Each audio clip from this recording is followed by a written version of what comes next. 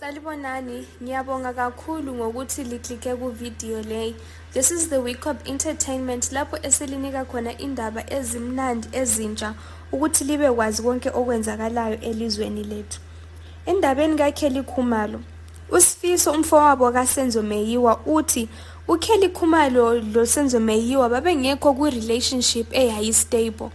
Uthi uSenzo Meyiwa wayefuna nje uKelly Khumalo abe ngumakhwapheni kodwana kungabi lento eserious ezayenzakala. Kodwana ke lokhu kuchiyene lalokhu okukhulunywa nguZandile. uZandile usisi kaKelly Khumalo yena uthi uSenzo loKelly Khumalo babethandana.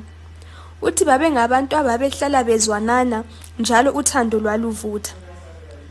uSifiso njalo uthi uKelly wayehamba ebusuku koSenzo efuna ukumbuzabuza ukuthi i-relationship yabo ime kanjani. Kulama charts kaSenzo Meyiwa loKelly Khumalo avumbulukayo ecourt.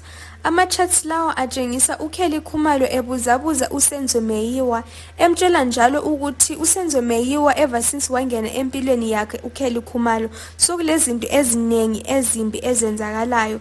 Lokhu kutshengisela ukuthi babengazwanani njalo kukhuluma ukuthi lokhu okwakhulunywayo nguZandile kuchiyene lalokhu okwakusenzakalayo eqinisweni.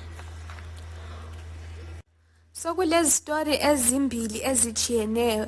EsikaSifiso sona sithi uKelly Khumalo loSenzo Meyiwa babengekho emathandweni. KulesikaZandile esithi uSenzo Meyiwa loKelly Khumalo babesemathandweni. Lokhu ke kutshengisela ukuthi kulento eyenzakalayo.